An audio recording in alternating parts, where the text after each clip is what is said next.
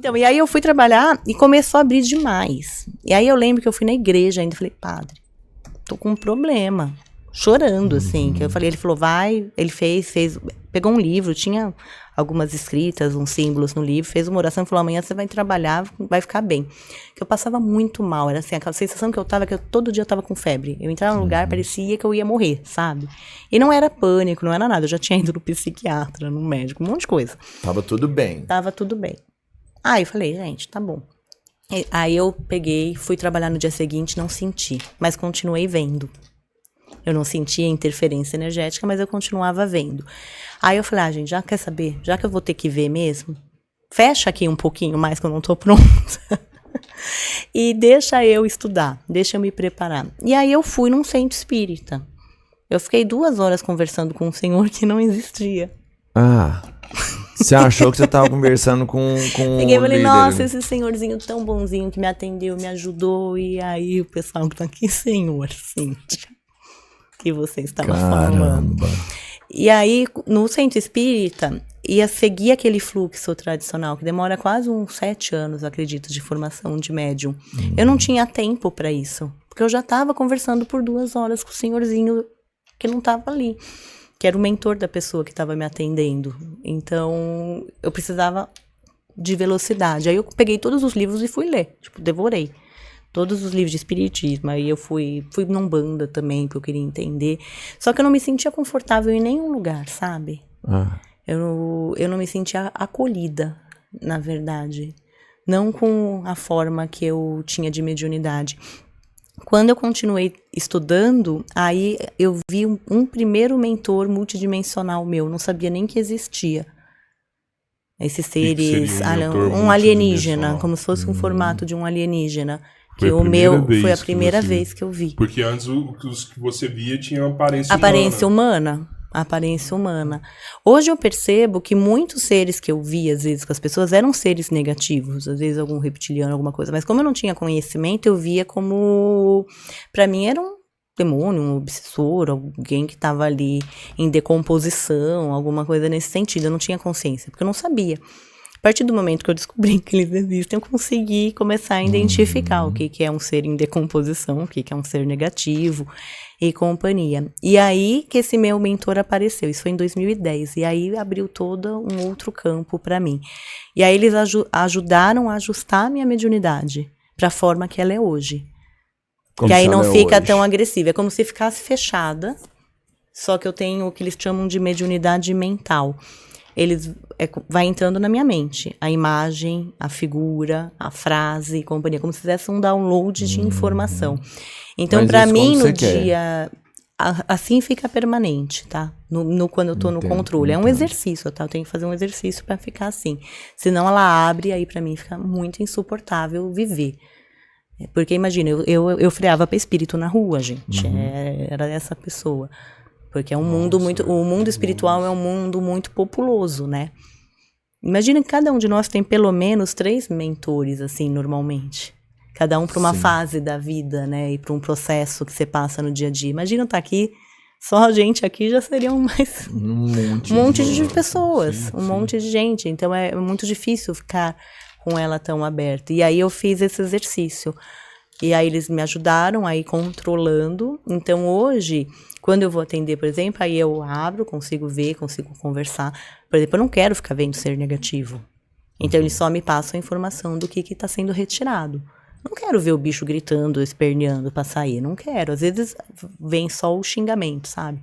Porque eles praguejam, às vezes, né? Eles ficam bravos quando estão sendo retirados. Aí eles xingam, gritam, brigam.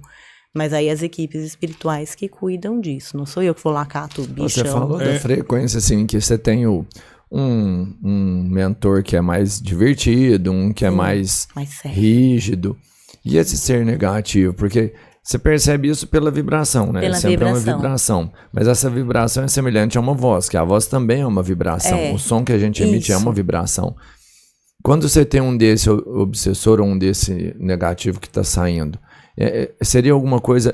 Baseado em filmes agora, assim, a imaginação que eu tenho. De que seria uma voz muito grossa, estropefada, assim... Não, às vezes eles fazem... É engraçado, eu acho que é mais a forma como eles falam, porque porque eles te xingam. Sim, mas é isso que eu tô pensando. É que eles te xingam, eles resmungam, eles falam, você vai ver, eles fazem ameaça, tipo assim, exato, né? Eu vou acabar com a sua vida. Quem é você pra me mandar eu sair? Eles têm esse processo mais revoltado, sabe? Isso não te intimida? Não. Eles não têm força suficiente pra te vencer? Eu acho que eu sinto assim, né? Mas eu nunca tô sozinha. Entendo. É que assim, eu tenho que confiar na egrégora que eu trabalho. Né? Eu tenho que confiar nos seres que estão comigo. Porque eu tô fazendo um trabalho pra luz. Eu não tô loucona indo lá invadindo o território deles. A gente tem que entender também que sombra e luz tem um equilíbrio no universo. Tem um equilíbrio, tem regras que são cumpridas. Então, por exemplo, eles não podem me atacar ilegitimamente, só de pirraça, porque eu tô fazendo um trabalho a pedido de alguém. Um trabalho validado. Né? Então, por exemplo, às vezes tem pessoas que têm um obsessor, por exemplo, e eu não posso tirar. E eu aviso a pessoa. Falo, olha, você tem um ser assim, eu não posso mexer nele. Porque eu trabalho de acordo com os planos e o livre-arbítrio. Porque às vezes a pessoa ainda tá ressoando naquela energia. Então eu tenho que falar, você precisa trabalhar isso. Mas porque você pode senão, orientar aí eu como oriento. Que ela tira. Fala, olha, você tá com isso, você vai precisar trabalhar essa emoção pra conseguir se livrar desse ser. Caramba. Você tá aqui, sua equipe tá junto, a gente faz os ancoramentos das equipes, mas enquanto a pessoa quiser, é o que eu brinco, às vezes a pessoa tem obsessor de estimação. Sabe aquele negócio? Sim, mas ela mesmo nem gente, sabe, a gente tem hábitos ruins, às vezes porque a gente quer, porque gosta. Verdade. Agora, como que chego eu, que tô trabalhando pra luz, e falo, não, você não pode fazer mais isso. Gente, é o que a pessoa quer fazer, é o processo dela, a gente tem que respeitar. Quando a gente trabalha com esses seres mais ascensionados, eles respeitam demais, inclusive o ser negativo. Então, tem essa regra que é mais ou menos assim, o ser negativo, ele não pode te atacar ilegitimamente. O que seria ilegitimamente? Se você não deu nenhum tipo de abertura. Se você está fazendo o teu trabalho direitinho, passo a passo, bonitinho, ele não pode vir loucão e falar, agora eu vou ali. Simplesmente porque eu sou selvagem. Tem alguns seres que são mais selvagens. Mas tem obsessores, por exemplo, a pessoa morre e ela não sabe que morreu. E ela fala, vou voltar pra minha casa e fica lá... Então, esses são mais fáceis. Mas esses não são os que atacam. Sim, eles são esses de ressonância, que ficam ali, que apegam e que aí acaba sugando energia. É mais fácil você avisar ele e mostrar pra ele. E aí, normalmente, o que acontece? Quando a gente trabalha, existem equipes espirituais que são responsáveis por resgate. O que a gente faz? A gente chama essas equipes. Então, fala, olha, tem um obsessor morador, que a gente chama, esses que ficam na casa, em tal local. Aí as equipes vão e fazem esse encaminhamento.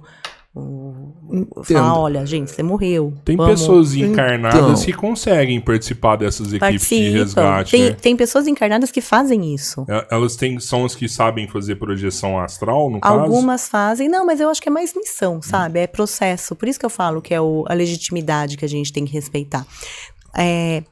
Espiritualidade tem que ter responsabilidade. É isso que a gente nunca pode esquecer.